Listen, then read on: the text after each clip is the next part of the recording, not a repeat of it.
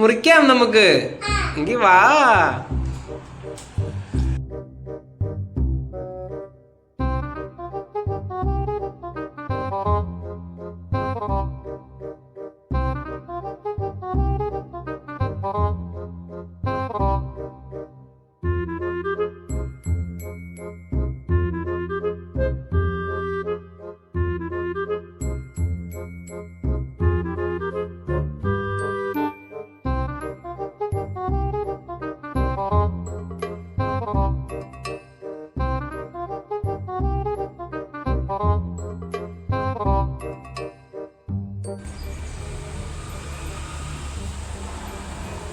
ആദ്യമേ നമുക്ക് കയ്യിലൊക്കെ എണ്ണ പേരിട്ടണം.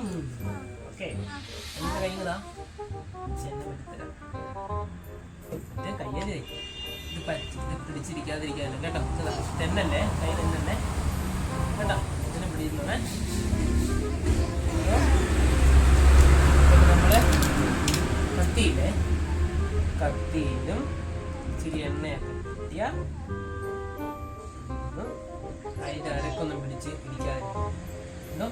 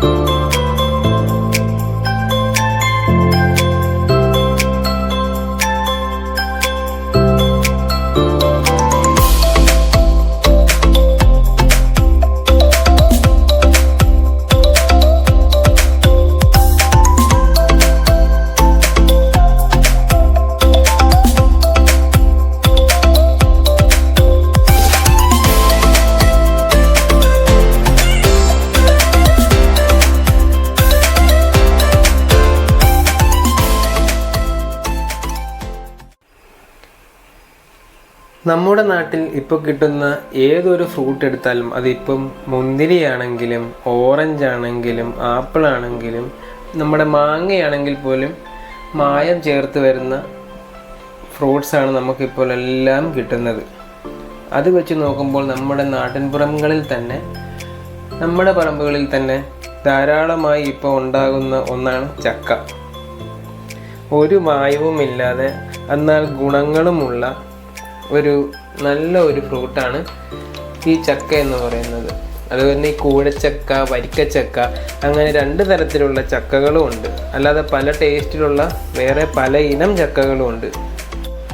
വിറ്റാമിൻ എയും സിയും ഈ ചക്കപ്പഴത്തിൽ ധാരാളം അടങ്ങിയിട്ടുണ്ട്. അതുപോലെ തന്നെ മഗ്നീഷ്യം, കാൽസ്യം എന്നിവയും അടങ്ങിയിട്ടുണ്ട്. ഇത് നമ്മുടെ എല്ലുകളുടെ ബലത്തിനും ധാരാളമായി ഉപയോഗപ്പെടുന്നതാണ്. വിദേശ മാർക്കറ്റുകളിൽ ഇപ്പോൾ നല്ല ഡിമാൻഡുള്ള ഒന്നാണ് ഈ ചക്കപ്പഴം. പണ്ട് നമ്മുടെ നാട്ടിൻപുറങ്ങളിൽ പോലും ധാരാളമായി ഉണ്ടായിക്കൊണ്ടിരുന്ന ഒന്നാണ് ചക്ക. ഇപ്പോൾ നാട്ടിൻപുറങ്ങളിലും ഇത് കാശ് കൊടുത്ത് വാങ്ങേണ്ട ഒരു അവസ്ഥയിലേക്ക് വന്നിരിക്കുകയാണ്. പലതരത്തിലുള്ള പലഹാരങ്ങളും നമുക്ക് ഈ ചക്കപ്പഴം കൊണ്ട് ഉണ്ടാക്കാം.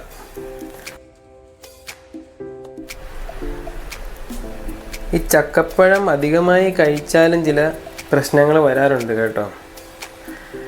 അലർജി ഉള്ളവർ അധികം കഴിക്കരുതെന്നാണ് പറഞ്ഞു കേട്ടിട്ടുള്ളത്. ചിലർക്ക് ഈ ചക്ക കഴിക്കുന്നത് കൊണ്ട് അലർജി വരാൻ ചാൻസ് ഉള്ളവരും ഉണ്ട്. അങ്ങനെയുള്ളവർ ഇത് ഒഴിവാക്കുകയാണ് ചെയ്യേണ്ടത്. ചക്കക്കുരു കൊണ്ടും ധാരാളം ഗുണങ്ങളുള്ളതാണ്.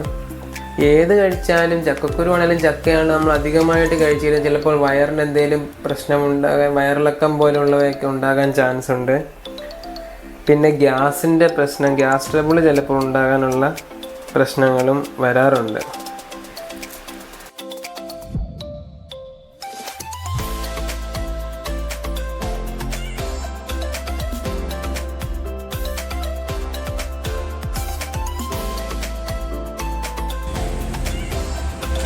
ചെറുതാണെങ്കിലും നല്ല ടേസ്റ്റാണ്. ഇടിയൊക്കെ ഉണ്ടായിരുന്നു, മുകളിലായിരുന്നു, പറിക്കാൻ പറ്റില്ല.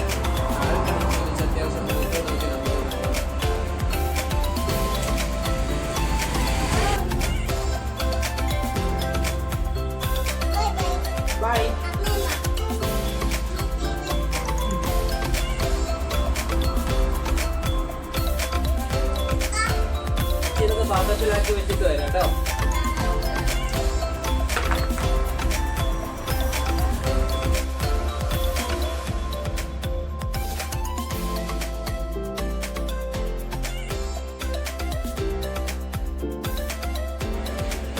ചക്കക്കകത്ത് വന്ന ചക്കക്കുരു നമ്മൾ ഫുള്ളായിട്ടിങ്ങനെ വേർതിരിച്ചെടുത്തിട്ടുണ്ട്. ഇത് നമുക്ക് നല്ലപോലെ ഉണക്കിയിട്ടൊക്കെ കറി വെക്കാം. ഇതിനകത്ത് നമ്മൾ ചക്കയുടെ കുരുവിൽ നിന്നും വേർതിരിച്ച് ഇതിങ്ങനെ കഴിക്കാനുള്ളത് മാത്രമായിട്ട് മാറ്റി വെച്ചിട്ടുണ്ട് കേട്ടോ. ഇത് നമുക്ക് അപ്പുറത്തെ വീട്ടിലോട്ട് കൊടുക്കാം. അവിടുത്തെ ചക്കൊക്കെ ഉണ്ടാകുമ്പോൾ നമുക്ക് ഒത്തിരി കൊണ്ട് തരുന്നത്. നമുക്ക് ഇപ്പോൾ കിട്ടിയ അവസരത്തിൽ നമുക്ക് അവർക്കും കൊണ്ട് കൊടുത്തിട്ട് വരാം.